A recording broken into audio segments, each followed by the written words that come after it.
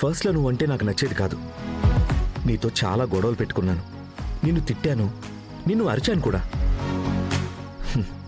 ఎప్పుడు నేను చేసిన తప్పుల్ని ఎత్తి చూపించి నాకే అర్థమయ్యేలాగా చెప్పావో అప్పుడే నీ మీద నాకు లవ్ మొదలైంది బంగారి.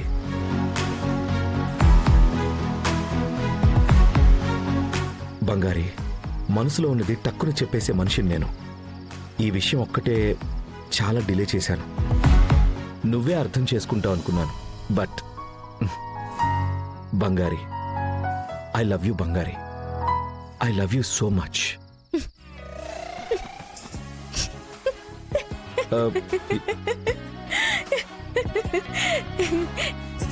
ఇదంతా నేను నమ్మాలా? ఊరికే కామెడీ చేయకండి, వెళ్ళండి సార్.